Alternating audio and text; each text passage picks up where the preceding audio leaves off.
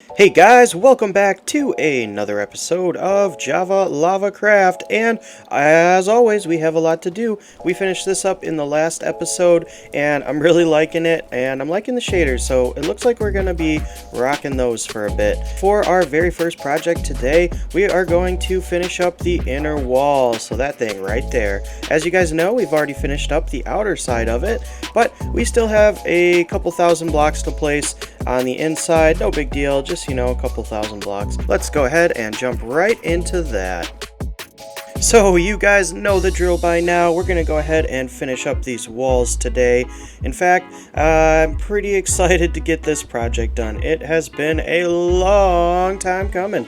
So as you can see, we're flying through it. It didn't go as fast as it looks, but after a few hours of placing down some stone bricks, we completed the entirety of the inner wall of our mega base. Now, there is a lot of work to do on the wall still. It is just stone brick, and obviously it needs to look cool because it is surrounding the entire base. So we're going to be adding a lot of black stone, fire, stuff like that. But you know what? I think we're going to have to save that for the future because we need to start working towards a place to rest our heads. That's right, the mega base is well underway. The problem is we haven't even started on any kind of base situation, so we need to sort out our storage system, maybe a bedroom, some safe place we can go, and to get all of that done, we're gonna need a few more resources, which we're gonna go ahead and get in today's episode. So guys, which resources do we need today? Well, we have plenty of building blocks at the time being, somehow. We're missing a few things I'd like to utilize in creating an area for our actual base. Yeah, the base part of our mega base. Those items are going to be some sponges and some slime, because we need to get rid of some of this water over here. We need some slime so that we can use it for some flying machines, which we'll get to later. All you need to know is we need sponges and slime. The slime, well, there's several ways to get slime. Well, we could go harass some sneezing baby pandas and they drop some slime balls, but we're not going to do that because messing with baby pandas is mean. And then we could go ahead and build up a slime farm, which is a lot of work, and I've already done a 7-chunk slime farm video. It was actually one of my very first videos, so if you're interested in how slime farms work, you can go and check that out. I'll try and remember to put a link in the description down below. The other way is to go hunt slimes, which is the way we're going to do it today, and that requires us to head out to a swamp. I'm pretty sure that there is a swamp over in this direction, so we're going to go ahead and head out in whatever direction this is, past our desert, and our tree farm should be over there. Yeah, oh, here we go. Here's the swamp. So we're going to spend some time here killing some slimes. The other cool thing about this swamp is it actually has a witch hut, and it's really close to our base. So maybe we'll make a witch farm one of these days. I've never done that. That would be exciting. Oh, and we have some bees in the swamp. That's cool. Alright, well, we are just going to wait around until nighttime, and hopefully some slimes will spawn, and I'm not sure what we're going to do till then, but figure it out, I guess.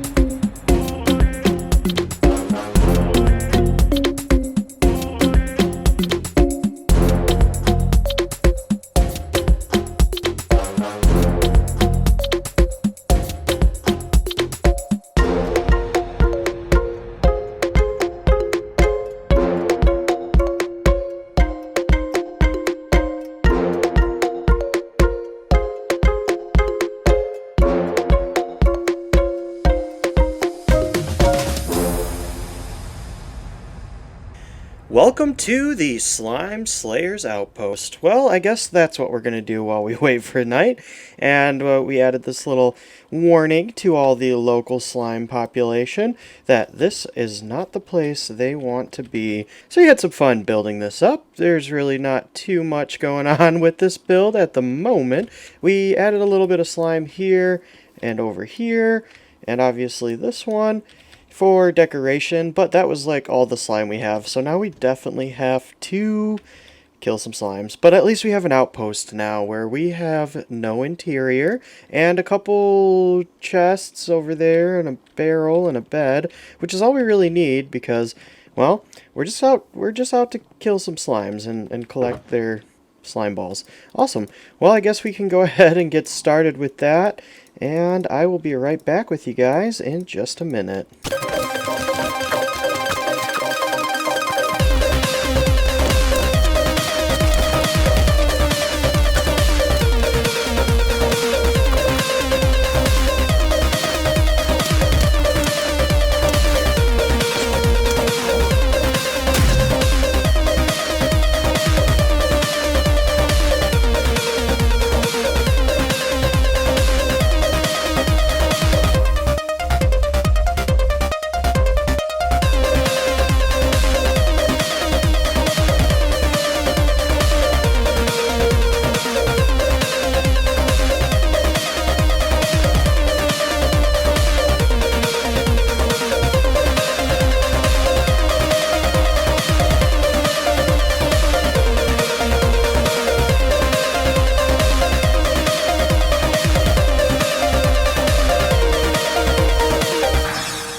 Welcome back! So, we have killed many slimes today, and I think we have enough slime now. Got a little bit more work done. I mean, we chopped some trees down, mostly. We extended this pathway out to where we can actually kill the slimes. Slimes like to spawn in the full moon, and they actually don't spawn in a new moon.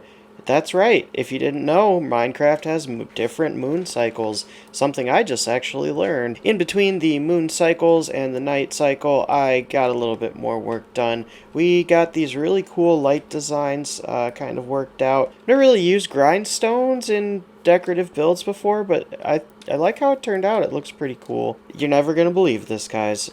It's crazy. It's absolutely nuts.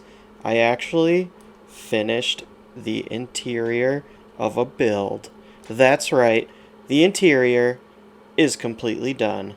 Well, almost completely. I mean, there's some things that still need to be touched up, but for the most part, it's more than we almost ever do. Let's go ahead and check that out right now. Alrighty guys, welcome to the Slime Slayer's Outpost. Heading into the front door, we have a nice little entryway where maybe you could hang your coats or whatever you got, your armor. So check it out, pretty happy with this interior. I like the little tables and stuff. I got a chimney. If you like barrels and slime, well, you are in the right place because we have both. Well, a little bit. Plenty for what we need. Pay no mind to this room because the interior is not done. I said some of it need to get touched up. Yeah, I know. But yeah, this is pretty cool. The idea behind this is some kind of like slime slaying guild that people can come to kill some slimes. I mean, all you got to do is walk right out your front door and walk right down this path here, and eventually you will definitely find some slimes, unless it is a new moon. So I used a bunch of different things in this area that are actually useful, like a furnace with a little exhaust pipe going up top, some barrels obviously for storage, one of our blacksmithing tables if we want to upgrade our netherite in here for some reason. I don't know, maybe we would. And then we have an anvil if we need to rename things. I'm thinking about capturing some slime and renaming them for pets for the base. I thought that might be cool. And in here we have our bedroom where you can come to sleep after your long day of slime slaying, or guess you would sleep during the day here because you slay the slimes at night. When you're ready to go to sleep, there is a bedroom for a few people. and some storage for them, and some cool paintings on the wall for them to check out. Anyways, pretty happy with how this bedroom turned out as well. I love these little side table things with the scaffolding. I always thought that was pretty cool. And yeah, we're not going in this room because it's not finished. Upstairs, however, we have a little bit of stuff going on up here, and this room is actually a little bit cooler during the day, so we're gonna go ahead and stand here for a few hours.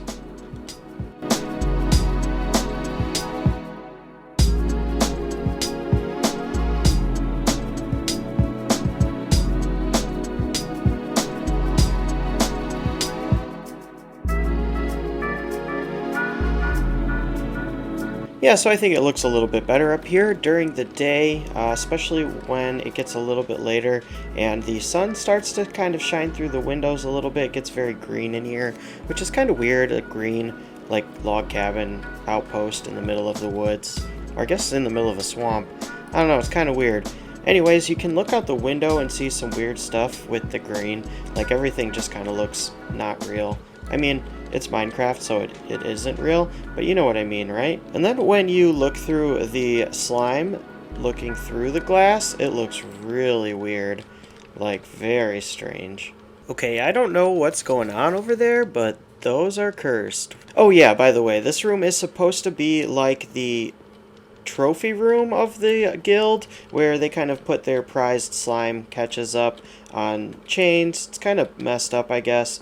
They also have these here for whatever nefarious deeds these slime slayers are doing. I guess I'm the slime slayer, so I don't know. Yep. That's the upper floor, though. It looks pretty cool. It's very green, and that's the build, pretty much. I mean, there's one unfinished room. Can we get down there? There we go. If you go up to the very top, that is the top of the tower. So I guess it's the biggest area. I don't know what we're going to put in here. Probably nothing. But from up here, you can see the surrounding area. There's our mega base over there. There is our slime swamp over there. There's some random lava that looks really cool over there. There's some pigs over there. By the way, that fireplace actually has a chimney that corresponds to it going all the way up through both floors, and yeah, it has some smoke coming out of the top, so that's pretty cool. And I think that's pretty much everything. If we ever need a massive amount of slime, we're not going to be getting slime this way, so this was just for fun. And now we need some sponges. Why do we need sponges? Well, we're going to do a quick example of the process we're trying to accomplish. And the first step was slime. So I'm going to show you why we need the slime and why we need the sponges.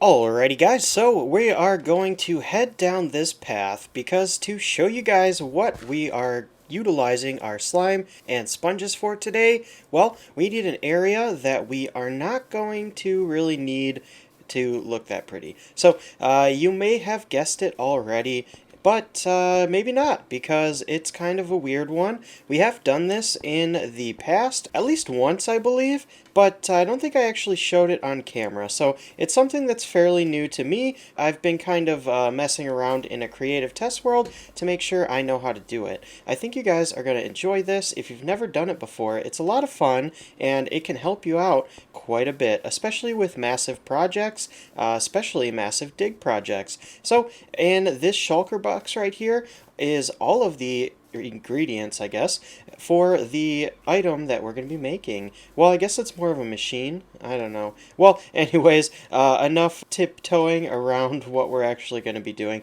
We are making a TNT duplicator, and they're super fun. They're a little bit cheaty, but you know what? Mojang has actually said that they want to leave them in the game just because, well, there's been such crazy, ambitious, massive projects that people have done in the community, and they kind of like the stuff that they've come up with, and it makes a lot of massive projects really hard to do, or at least time consuming if you don't have some way to, you know, automatically destroy massive areas. Well, we're at the end of the path now, and it is time to show you guys what we're going to need to get this started. So in this box, like I said, has everything we need to make this little project.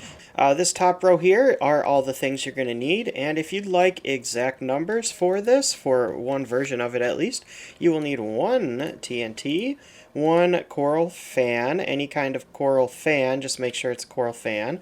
You will need 1 detector rail, 1 minecart, you'll need 1 sticky piston, you will need 6 slime, there we go, and 1 lever, 1 wall, and then any kind of regular, like non-transparent block. You know what, this might even be able to be a transparent block like glass. Just make sure you can power a sticky piston with it. You want it to be about 10 or 15 blocks up from whatever you're trying to destroy. In our case, it is this little piece of land right here. We're going to make sure that we take our shulker box, because although TNT, when it explodes, it drops all the items, the second TNT that comes down and blows up will blow up any item entities, which means you'll lose all your stuff. So if you have an automatic TNT duper working, do not fly into those. Obviously you will die and lose all of your stuff. So don't do that. So once we're at a reasonable height, we're going to go up to the top and bridge out just a bit so I can go back down and destroy the scaffolding so it doesn't mess with things. Or I guess we don't really need to destroy it, but it's probably going to destroy itself.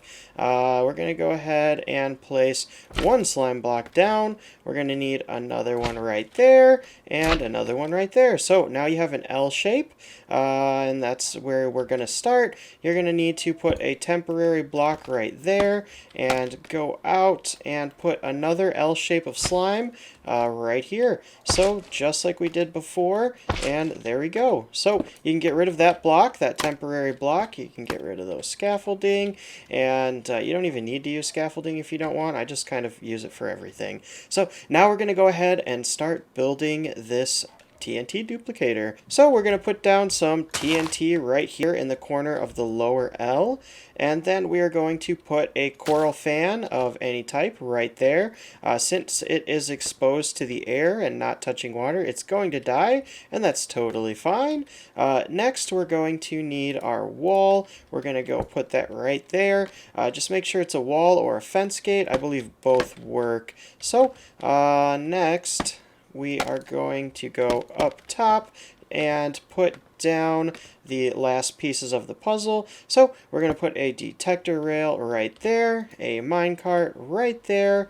You want to be a little bit careful, because if you accidentally put this slime block right here and you start your L down there and you put your detector rail on, it's going to blow up the TNT. That's not what we want. Not yet, at least.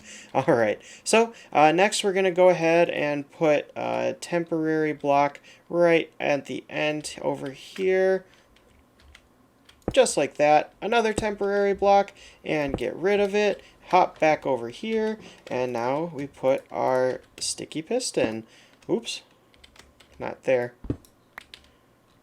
Right there. Okay, cool. And actually, this isn't a temporary block. We are going to keep this here. So once we flick this lever, it should go ahead and blow up it should prime the TNT. And from there, after that, every time we press this button, it's going to deploy a live TNT, and then press it again to prime it again, and again we'll deploy the live TNT. So the only problem here is it's going to blow up our scaffolding. So we just want to make sure, yep, we picked up our shulker box. We're going to go and grab everything we need. So I don't really mind if this TNT gets blown up. I'm sorry, the scaffolding gets blown up. So now we are going to go ahead and activate this. So now it's primed, and we pull it back. There we go. So it duplicated, and you can see that the TNT is still there. Yep, it did blow up our scaffolding, so it's definitely working. And the cool thing about this is you can just keep clicking. Look at that. Now, The reason you want to be so high up is because if you spam click this TNT duplicator, it is going to launch the TNT all over the place, and it can launch it upwards. Ow, accidentally fell. And it can break your TNT duplicator. That is it. That is the entire TNT duplicator, and you can remake a bunch of these and blow up massive areas, or you can even attach flying machines to them and push them back and forth, and that's actually how we cleared out the first part of the quarry for our mega farm. Yeah, that's how we did it. So it still took several hours. It's gonna take you a lot less time, like a lot less time than mining it. Yep. Obviously, we blew all that up in quite a bit less time than it would have taken to mine all of that. So let's see how long it takes to get down to bedrock, and if we run into some water, then I'm going to show you guys how we are going to utilize the sponges, which are the next thing on our shopping list for today. So we started detonating some TNT, and I thought we were just going to go all the way down to bedrock, but as we started digging out this hole in this swamp area, we spotted something at the bottom, and I think that this is the one and only thing I have never found naturally in survival Minecraft. So I am super excited. You guys, I'm stoked. This is crazy. This is insane. This is amazing. This is it. This is the completion of my Minecraft adventure. No, I'm just kidding. But it is the only structure or thing that I have never found in Minecraft. We've found netherite. We have found diamonds. We have found bastions. We have found piglins, nether fortresses, underwater temples, underwater broken nether portals, but we have never found this. So, if you guys don't know what this is a fossil. This is super, super cool. I spotted the bone blocks, and I was like, wow, what is that? And I instantly knew that it was a fossil. Now, there are fossils that pop up pretty much everywhere in the biome in the nether. The one with the ghasts and all the soul sand valley, they show up a lot in the soul sand valley, but that I feel like doesn't count. This is something even cooler. Yeah, so this is super cool. I'm super excited, and I'm going to try really, really hard not to get majorly sidetracked, because this is something we're going to need to address, like, pretty soon here. I'm going to go ahead and mine just a little bit more of it out. Yep, so super exciting, right? Super cool. No, this is all we got. This is silly. We didn't even get these two front bone blocks. I put those back because I'm pretty sure that's where they were when I watched the replay back. And man, I am actually genuinely disappointed. But you know what? It's still cool. I'm still happy that we found it. And I think we're still gonna do something with this area, just because this is where we naturally found our very first fossil. Well, our very first non-nether fossil. I would be terrified to see whatever kind of creature that this massive bone structure belongs to. Yeah, okay, back to the task we were working on, I guess. So thanks to that distraction, I didn't realize how long this video is actually gonna be. So we're gonna go ahead and finish up here. So I'm sorry if you were definitely looking forward to the sponge hunting. Let me know in the comments down below, and we can definitely do a little bit more of that. But for now, I think I'm going to have to do that in between episodes. And I have this super cool area started. I don't know if it's going to be permanent, but we need an area to start mapping out the local area. And this is what we've come up with. This is our mega base. It took 24 maps at the smallest version of the map to show off our whole mega base. And it fits pretty perfectly in this little area right here, so that's pretty cool. There's the area we worked on the last episode. If you want a idea of scale, there is the bridge over there that we've been working on.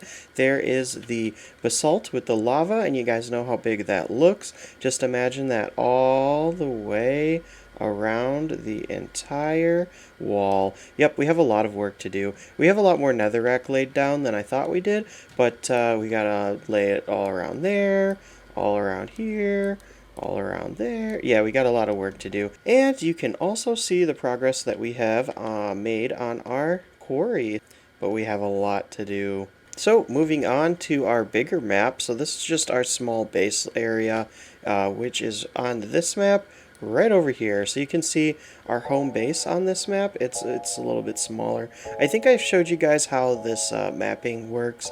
You basically take a named banner and put it wherever you want, and then you right click the map on the banner and it shows up on your map. It's super cool.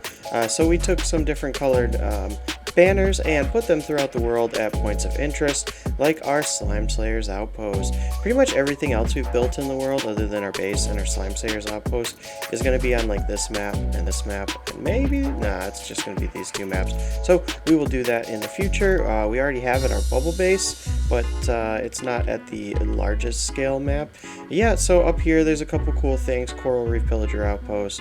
We found a cool Dark Forest Village, a little bit of ice biome, and one ocean monument, which wasn't going to be enough for our sponge hunting today. So we continued and tried our luck in this direction, and let me tell you guys, we found a mega taiga, a huge icy biome, and look at this. 5 ocean monuments in one map. Absolutely insane. This is a really cool map, and we're definitely going to be putting an outpost somewhere in this area because we're going to be making our guardian farm over here, because every world needs a good guardian farm, right? Plus it's the only way to get the different kind of building blocks in renewable source of them, at least. So that will be super cool, and it looks like we might be able to render 2 ocean monuments at the same time. I don't know what the logistics of that are, but we're definitely going to find out. That'll be interesting. So yeah, if you guys were looking forward to sponge hunting, again, I'm sorry, but you know what, we're going to get that done in between episodes and raid some of these ocean monuments. That is going to be all today, guys, so I hope you enjoyed today's episode. If you did, make sure you hit that like button, and if you are excited for even more content from the JavaLavaCraft world, make sure you hit that subscribe button. Bye!